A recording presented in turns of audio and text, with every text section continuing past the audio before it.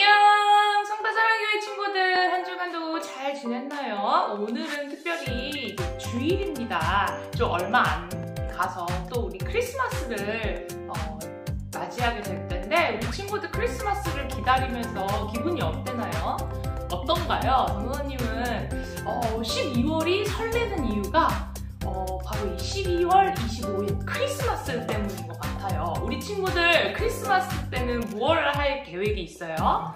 네, 당연히 우리 하나님의 아들 예수님을 기념하면서 예수님 탄생을 다시 한번 축하하면서 예배를 드려야 되겠죠? 네, 그 생각 때문에 설레는 것 같은데, 우리 친구들 오늘도 이렇게 주일에 함께 모여서 한 마음과 한 목소리로 하나님께 예배 드릴 수 있다는 너무나도 감사하면서 오늘 함께 나와서 함께 찬양하고 예배 드리는 시간 보내도록 할게요. 자, 오늘 예배 들어가기 전에 우리 친구들에게 한번 물어보고 싶은 것이 있어요. 우리 사람이 어떻게 살아있는지를 우리 친구들 증명하고 또 보여줄 수 있나요?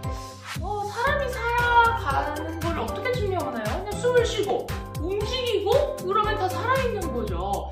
만약에 사람이랑 좀비랑 비교를 한다, 구분을 해야 된다 한다면 우리 친구들 어떻게 하시겠어요? 움직이는 팔다리, 그쵸? 좀비도 움직이는데요, 팔다리가. 숨도 쉬고요, 그쵸? 또 우리 친구들 사람이 살아있다고 느낄 수 있는 것은 바로 이 맥박이 뛸 때입니다. 우리 친구들 혹시 가만히 조용한 곳에 앉아서 본인의 심장 소리 그리고 또 맥박이 뛰는 소리를 들어본 적이 있어요? 귀 기울여 본 적이 있어요? 그러면 이 맥박을 재는 방법 우리 친구들 알고 있나요? 오늘 전도사님이 모르는 친구들을 위해서 이 맥박 재는 법을 알려주려고 해요. 자, 이 편한 자세로 릴렉스하게 있은 다음에 심호흡을 몇 번 하고, 자, 이 손가락 두어 마디 사이를 두고 이 손목, 그쵸? 손목 안쪽에다가 살짝 대보세요. 손목 거리를 조금 둔 다음에 이 두 손가락을 살며시 한번 대보세요. 그리고 한 30초 동안 이 맥박이 얼마만큼 뛰는지 한번 우리 친구들 느껴보시길 바라겠습니다. 만약에 잘 안 느껴진다고요? 좀 맥박이 약하게 들릴 수가 있어요. 그러면 우리 친구들 이 목 밑에 이 언저리에다가 다시 손가락 두 개를 살짝 대기만 하면, 말 안 하고 조용히 있어보면 맥박이 뛰는 게 느껴져요. 귀랑 이 목이랑 연결된 이 맥박이 소리가 잘 느껴지는 것 같아요. 조용하면 조용할수록. 그죠? 만약에 잘 안 느껴진다, 들리지 않는다, 우리 친구들 살아있는 게 맞는지 한번 의심해 보시기 바라겠습니다. 네, 장난이고요. 우리 친구들 다 맥박 소리가 느껴지죠? 네, 다 살아있네요, 우리 친구들. 아우, 축하합니다. 네, 오늘 성경 이야기에는 이 병든 딸, 거의 이 맥박을 잃어가는, 맥박 소리가 안 들리다가 결국에 소리가 들리지 않는 순간이 찾아오는 이 딸을 둔 한 사람이 예수님께 도움을 청하는 이야기가 나와요. 하지만 불행한 일이 일어났어요. 오늘 본문 말씀에 이 병든 딸을 둔 아버지의 마음과는 다르게 이 병든 딸이 금방 예수님이 오시기도 전에 숨이 멎어버린 거예요. 이 맥박이 멈춰버린 거예요.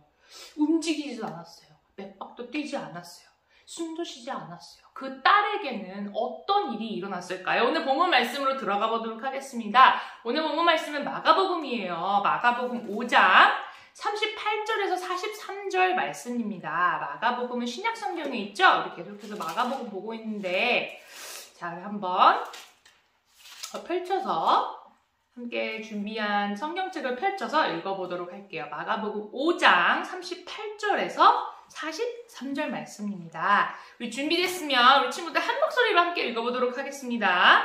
회당장의 집에 함께 가서 떠드는 것과 사람들이 울며 심히 통곡함을 보시고 들어가서 그들에게 이르시되 너희가 어찌하여 떠들며 우느냐? 이 아이가 죽은 것이 아니라 잔다 하시니 그들이 비웃더라. 예수께서 그들을 다 내보내신 후에 아이의 부모와 또 자기와 함께 한 자들을 데리시고 아이 있는 곳에 들어가사 그 아이의 손을 잡고 이르시되 달리다굼 하시니 번역하면 곧 내가 내게 말하노니 소녀야 일어나라 하심이라. 소녀가 곧 일어나서 걸으니 나이가 12살이라. 사람들이 곧 크게 놀라거늘 예수께서 이 일을 아무도 알지 못하게 하라고 그들을 많이 경계하시고 이에 소녀에게 먹을 것을 주라 하시니라. 아멘. 자, 여러분, 여러분도 알다시피 오늘 성경의 말씀 예수님의 인기, 예수님이 지상사역을 하셨을 때, 땅에서 많은 사람들을 만나셨을 때, 많은 사람들이 예수님을 따르고 존경하고 막 미친 듯이 따라다녔어요. 그만큼 유명하신 분이셨어요. 이 예수님이 소문이 온 땅에 퍼지는 것 같았어요. 그래서 수많은 사람들이 예수님의 가르침을 들으려고 여기저기서 모여들었습니다. 왜냐고요? 예수님이 특별히 병에 걸린 사람을 고쳐주신다. 이 소문을 듣고 도움을 청하러 온 사람들이 대다수였어요. 자, 오늘 본문 말씀에는 이제 희망은 예수님밖에 없다는 그 희망 하나로, 그 믿음 하나로 나와오는, 예수님께 나와오는 두 사람이 있어요. 그 중에 한 명, 바로 이 야이로라는 이름, 야이로? 이름? 이상한데? 네, 야이로라는 이 사람이 있었는데, 이 사람이 예수님에게 나오기까지는 사정이 있었어요. 어떤 사정이었냐면 이 사람에게는 딸이 있었습니다. 딸이면 너무나 예쁠 것 같아요. 어린 딸이면. 근데 이 딸이 있었는데, 소중하게 생각하는 딸이 있는데 아주 위급한 상황이었어요. 왜 위급한 상황이었죠? 아니 12살밖에 안 된 이 어린 소녀가 그만 병에 걸리고 만 것이었어요. 근데 병에 걸려서 고쳐지면 다행인 건데 고쳐지지가 않고 아무도 이 소녀의 병을 고칠 수가 없는 그런 상황이었어요. 그랬더니 이제 아버지가 이 지푸라기 하나라도 잡는 심정으로 이 예수님의 소문을 들은 이 아버지는 예수님이 안 되고서는 내가 안 되겠다. 예수님을 당장 만나서 내 딸을 고쳐줘야지. 내 딸의 아픔과 고통을 내가 고쳐줘야지 라는 믿음을 가지고 예수님께로 나아오게 됩니다. 이 야이로는 예수님이 얼마나 믿었는지 예수님을 한 번 만지기만 해도, 스치기만 해도 딸의 병이 나을 거라고, 살아갈 것이라고 굳게 믿고 있었어요. 그래서 예수님은 이 야이로와 함께 그의 집에 가시기로 하십니다. 그의 마음에 감동하셔서. 자, 이제 여러분이 야이로라고 한번 상상해 보세요. 수많은 사람 사이에 예수님을 이제 모시고 이제 집에 가기만 하면 되는 거예요. 그래서 예수님께서 그 딸의 아픔을 보시고 기적을 베풀어 주시기만 하면 되는 거예요. 그래서 얼마나 그 마음이 급해서 발걸음이 막 가벼운 동시에 불안했을까요? 예수님이 혹시 중간에 가다가 멈추시진 않으실까? 다른 데 가시지 않으실까? 그렇죠? 그런데 예수님이 갑자기 딱 그 걸음을 멈추시는 거예요. 아니, 왜요? 예수님, 지금 저기 바로 내 집에 바로 당장 가셔야 되는데, 우리 딸을 고쳐주셔야 되는데. 근데 우리 왜 이렇게 예수님이 야이로와 함께 가던 그 걸음을 멈추셨을까요? 네, 오늘 성경 말씀에서는 예수님이 그 순간 예수님 본인에게서 능력이 나가신다는 것을 느끼고 그 발걸음을 멈추실 수밖에 없었다고 얘기가 나와요. 그 순간 어떤 일이 일어났길래 예수님께서 이렇게 싹 나와왔다고 표현을 했을까요? 그 순간, 그 절박한 순간, 야이로에게 뿐만이 아니라 어떤 다른 한 사람에게도 예수님의 이 만지심이 필요했어요. 예수님의 능력이 필요했던 사람이 있었던 거예요. 이 야이로처럼 예수님의 도움이 절실히 필요했던 이 한 여인이 나옵니다. 이 한 여인은 사람들 속에 이렇게 숨어 있다가 예수님이 이렇게 군중 속을 스쳐가자마자 그 예수님의 옷자락을 손으로 탁 만진 거예요.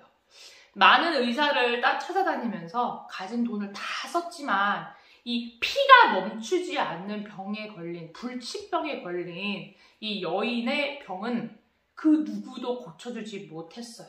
하지만 이 여인에게는 그런 현실에는 아예 반대되는 믿음을 갖고 있었습니다. 예수님의 옷자락을 만지기만 해도 병이 나을 거라는 이 야이로와 비슷한 믿음을 갖고 있었던 거예요. 확신은 있었던 거예요.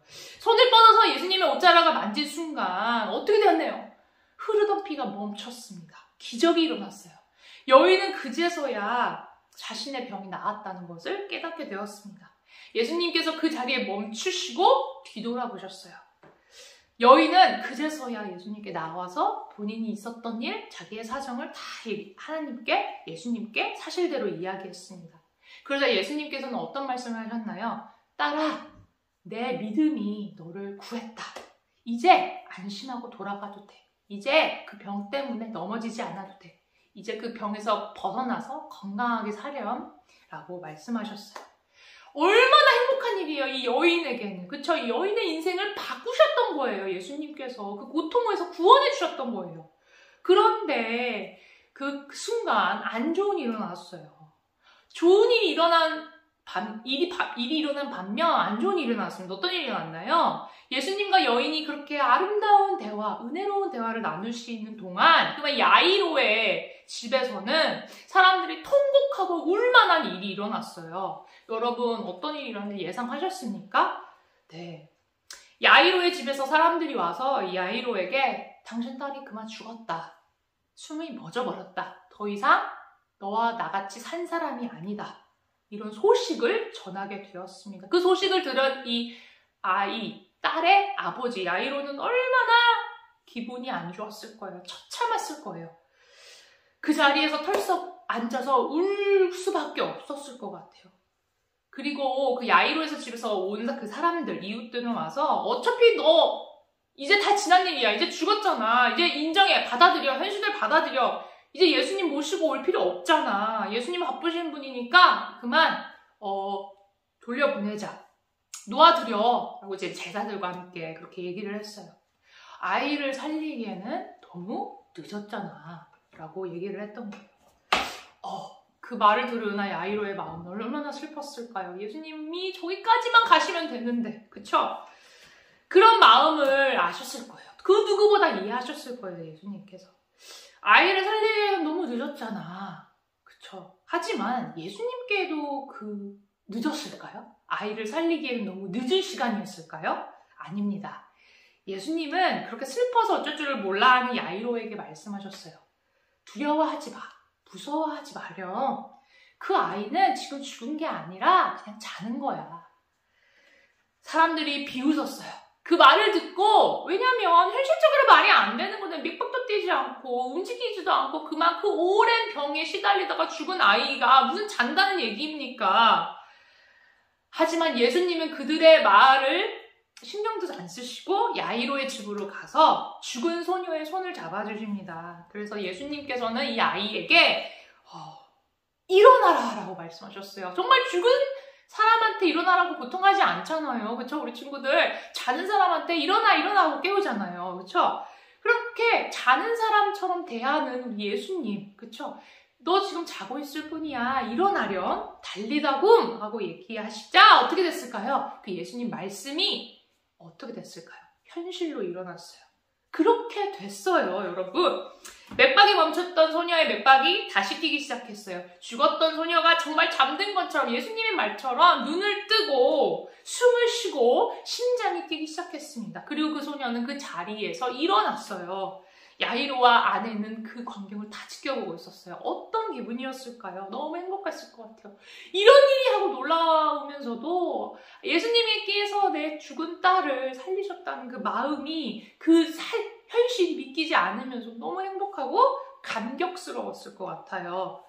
여러분, 오늘 말씀 예수님께서는 병든 소녀를 죽음에서 살리실 뿐만이 아니라 이 병든 여인, 그쵸? 이 불치병에 걸린 이 여인까지 살리셨어요. 그리고 그것을 통해서 이 메시아, 하나님의 아들의 능력을 사람들에게 증명하시고 보여주셨어요. 예수님은 사람들이 이렇게 같이 죄와 죽음에서 허우적거리고 있을 때, 그죠? 죄와 죽음에서 어찌할 줄을 모르고 힘들어하고 고통스러워하는 그 사람들을 불쌍히 여기시고 우리의 곁으로 오셨어요. 그래서 십자가에 달려서 우리의 죄를 다 대신하고 십자가에 달려서 죽으시고 다시 살아나셨습니다. 그리고 이 부활하신 예수님께서는 다시 하늘로 올라가셨어요. 지금 이 예수님께서 사람의 몸으로 우리와 함께 계신 건 아니지만 우리는 느낄 수 있어요. 예수님이 어느 곳에 필요한 것이든지 함께 한다는 걸 우리는 예수님을 믿는 사람들이기 때문에 알고 있어요.